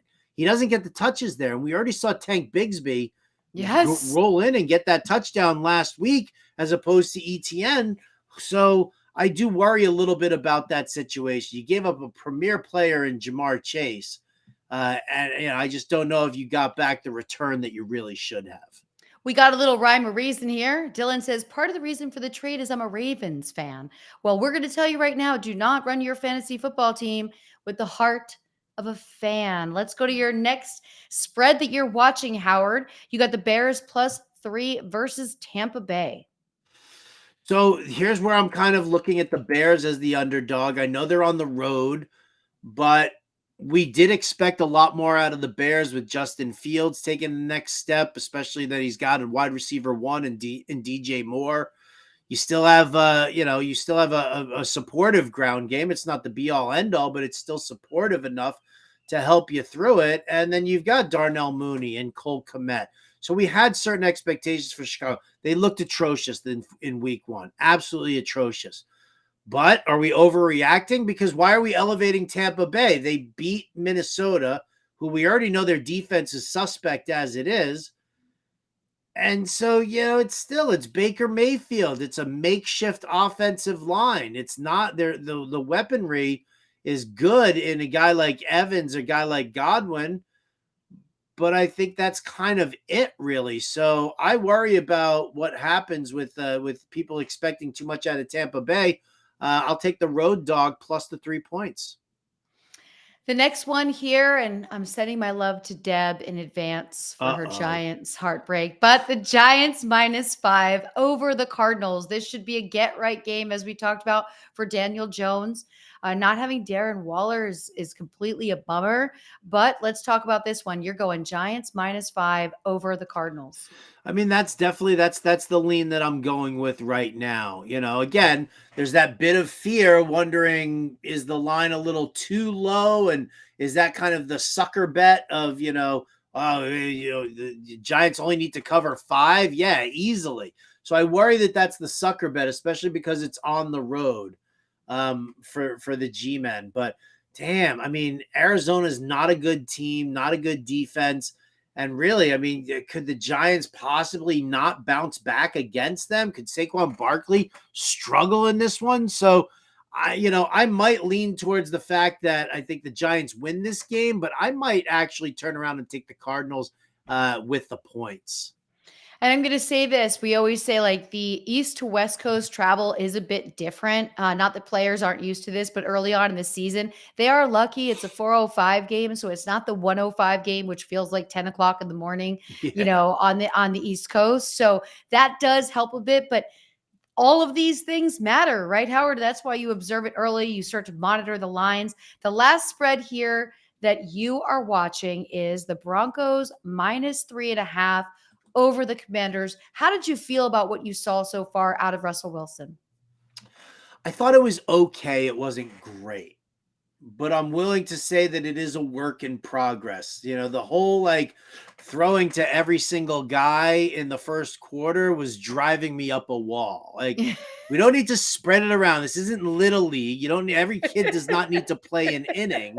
So stop. By the way, we're not keeping score. Both teams win, like Little League does now. Right? You stop with the little Jordan Humphrey stuff, guys. I mean, let's But then all of a sudden, you started to see certain things click. That touchdown catch by Cortland Sutton, knowing that he got 4 straight targets, bim, bam, boom, and that's what Joe Lombardi's offense does. It funnels targets to the X receiver. And so once they got into that groove, things looked a lot better. I love the pass catching work of Javonte Williams as well. The fact that dude saw 6 targets, he didn't do anything with them. Doesn't matter. Right? Well, yeah, 5 catches for 4 yards, but 6 targets, 5 catches in a PPR format. That's 5 extra points right now that you're looking at. So I think it's a work in progress. Now, here's the thing about Denver. All right. Coming into the game over the last 5 years, they were 11-6-3 against the spread in September games. Teams have a lot of trouble dealing with the altitude in Denver early on in the season. That's what happens. They're still kind of working their way into, game shape and in-season shape. Yeah. And so that's, so the fact that Denver did not cover, they lost outright actually, and did not cover that spread. I look at the last 5 years here, and it's been a lot more. It's been 500 over the last, what do I got here? 1, 2, 3, 4, last 4 games in September, not including last week. It's been basically either, it's been 1-1 or 1-0-1 in covering that spread. So I'm going to play the percentages here, and I'm going to take Denver. I'm going to lay the 3.5 points and figure that, the Raiders are used to going into Denver, whether it's September or not. This week, on the other hand, for Washington, they might not be ready for it. So I'm going to take Denver. I'm going to lay the points just based on percentages here. Yeah, I agree with what you're saying, especially at the beginning of the season. Camp is not the pace of a real game. And all of these things start to change when you're back in this a lot more aggressive of a routine. Things are real. Let's go to the highest game totals right here. We talked about some of these earlier. We're going to go through Kansas City, Jacksonville. The total right now is 51. I truly think the Travis Kelce news, once we're guaranteed he's playing, could adjust this line. So if you want to tap the over now, you're in a good spot. I'm ready to hit that over already. I've laid down the over on that game. I've laid my bets for that game as far as, Trevor Lawrence props. as well as Calvin Ridley props. And I think, Travis Kelce coming back, definitely. With the news official, could it jump to 52, 53? Yeah, probably, which is definitely the reason why you want to jump on that now at 51 for sure. All right, take a beat over here. Going to the chat. Raymond says, Miles Sanders or Javonte Williams this week, Howard? Where are you going? Ooh, that's an interesting one. Miles Sanders at home going up against the New Orleans Saints. I don't love the Saints ground game. I really, really don't love the Saints, like their run stuffing. Cameron Jordan is like the veteran defensive lineman. The dude's 34 years old with like the mileage on him of like an 80-year-old. So, you got to worry about that. And then it's like, some raw rookies on that defensive line. But I think with Javonte Williams at home against Washington, knowing what his role is in that offense as far as the pass catching goes, I'm going to lean Javonte here and bank on a much better game from Denver. Raymond, thank you for your question. Anybody else? You got 15 minutes here to get your questions answered by me and Howard. Put them right there in the chat. Next game, we're going to talk about the totals. Minnesota, Philadelphia, the total right now is 48.5. It's a very, very interesting thing. 48.5 for Minnesota against Philadelphia. I'm kind of leaning on the over. I know that we bet the American public bets what they want to see, not what they are actually going to see, which is why the unders hit so much. But in this game here, the Eagles, they need a better showing than they had against the New England Patriots. Minnesota's definitely looking for redemption. Justin Jefferson's going to probably struggle with Darius Slay. We've seen that happen in the past. But when you've got Jordan Addison and TJ Hawkinson and Alexander Madison, there's enough weaponry there for Minnesota. But I do think that Minnesota's defense is bad enough that Philadelphia is going to kind of run up the score on them a little bit. Well, and also if Dallas Goedert can do something, then that's going to add to the points. I got to tell you, giving me a donut, giving me carbs. I don't eat carbs. I don't know how I still did it. I'll tell you how. I won my matchup 136.90 to 118.62, still getting a 0 from Dallas Goedert. Do you want to hear my lineup? Oh, love to hear that. The donut. I love the senseless carb line, by the way. Okay, what with Derek Carr? 20.6. Amari Cooper, low game, 6.7. Deebo Samuel, 11.3. DJ Moore, 4.5. Christian McCaffrey, 29.9. Nick Chubb, 21.7. And then Dallas Goedert with the donut and Tony Pollard in the flex, give me 21.2. Boom. Harrison Butker is my kicker and Philadelphia defense going strong. You got some fucking killer running backs on that team. Chubb and Pollard and McCaffrey. How does that happen? I have Tyler Algier on my bench. How does that happen? He gave me 20. How does it happen that I had Cole Kmet sitting there and thought, no way, it feels gross to play Cole Kmet over Dallas Goedert? Now, luckily, I still won this. But Cole Kmet on my bench with 9.4 points and Dallas Goedert in my lineup forgetting to show up for the game. I mean, yeah, I get that. And, again, Bill Belichick likes to take away the weaponry, and it's a tough defensive matchup. I would have started Goddard over Cole Kmet any day of the week.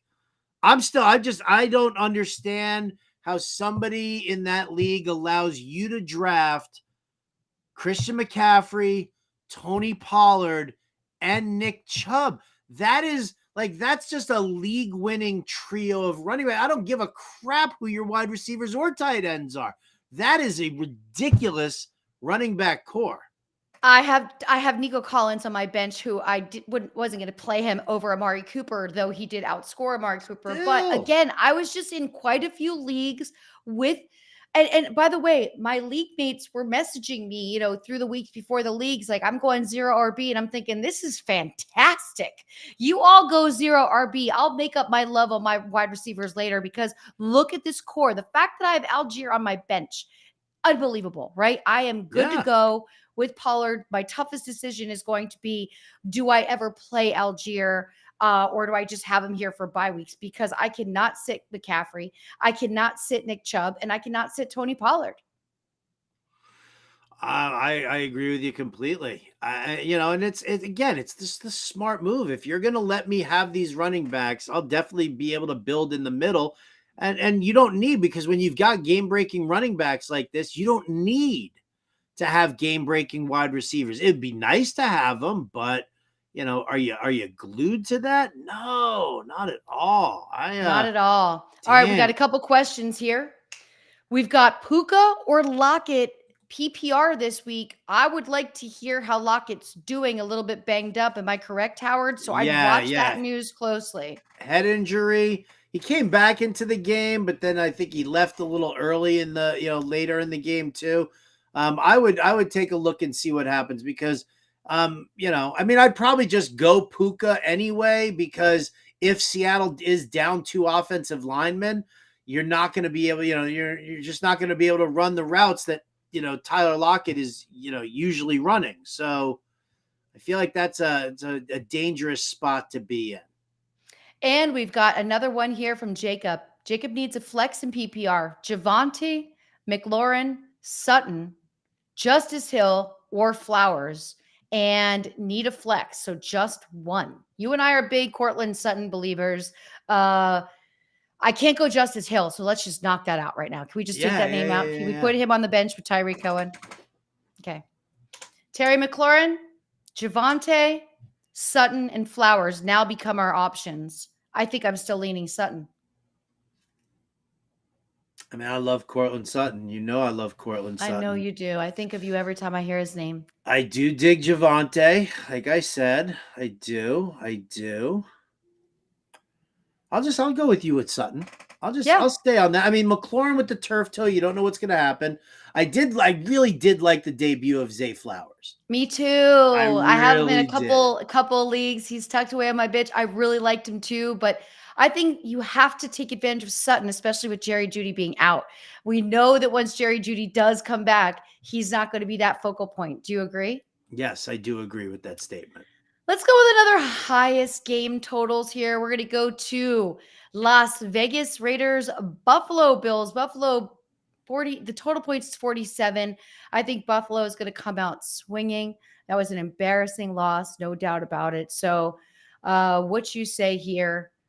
Las Vegas, Buffalo 47. You like that total? You think it's going to go higher? You think there's going to be any movement there? I'm thinking about injuries or anybody on both of those teams. Yeah, I'm probably going to kind of lean on the under a little bit, because I feel like maybe the Raiders don't score as many points as they should. And I'm not saying that Buffalo is going to run the score up on them, but could you see a 31-14 game, 31-7 game, in that realm? I think that's definitely a possibility. So Shrimp Daddy says Buffalo may get 30 on their own, but that still does though mean that Las Vegas has to get 17.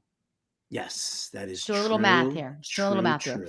Okay, let's go to Baltimore, Cincy. We know that Swaggy Joe is going to be swaggy again. The total points this one is 46.5. How you feeling about it? How am I feeling about it? 46.5.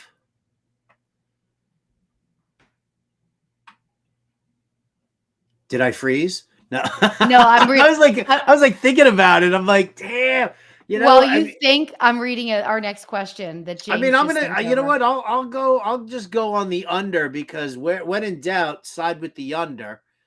Because if anything does happen in that game, anybody gets hurt or whatever, then you're playing that percentage. I love me some Swaggy Joe. I love me some T Higgins and some Jamar Chase, but man, you know what, Lamar. All right, well, you think of that. Let's fuck it. Give me the over. Sorry, excuse my language. Please, it's okay. I dropped an F-bomb this morning on Mad Dog Sports Radio. 8 o'clock in the morning. How's Babchick, by the way? Babs is good. He's good. Evan just left to go work for ESPN. Very exciting. And then like a week later, Willie Calhoun got scooped by Carton. So there's been a big shakeup there. He was in the studio alone. He looked lost. It was great to see him. He's a Jets fan. He took his son to the game, and he shot this cute video of his son after Rodgers' injury. He goes, so you know this feeling? This is what it feels like to be a Jets fan. So just wrap your heart around these emotions and understand. So James says, my last question, should I trade T. Higgins and perhaps David Montgomery? Don't want to let him go yet, if you ask me, to get a quarterback in my super flex because I lost Rodgers. Right now I have Jimmy G and Carr as my QBs. This is why in a super flex, I always draft 3 quarterbacks because you get into these situations. I don't want to give up Montgomery, but I understand you're afraid having just Jimmy G and Derek. Oh, he did have 3. Okay, at Rodgers. Derek Carr played well. Jimmy G, I'd be worried about. Yeah, you kind of need another quarterback, right? I mean, why wouldn't you? I mean, just pick up Zach Wilson rather than blow up your team for a quarterback. Just pick up Zach Wilson and just piece it together. Keep your strength there with Montgomery and Higgins, and handle your business that way. I think, and because here's the other thing also. It's a super flex league. You don't have to start a quarterback in that super flex spot. You True. can start a wide receiver. Listen, I've done it with wide receivers and tight ends when I've had to, rather than making a desperate move. Yeah. And you're right. And it sometimes works out real well.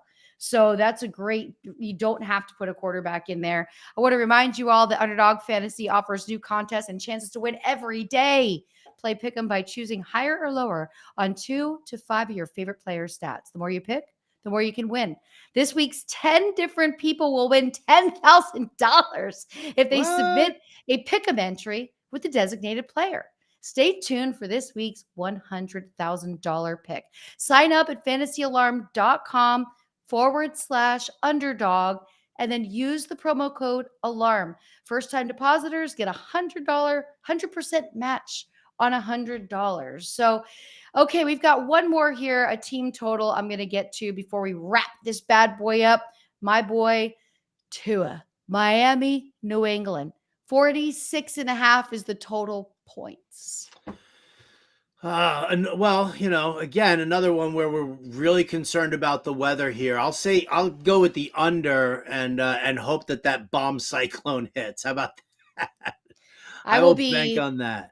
I will be bringing in the cushions on my patio furniture for sure. Okay.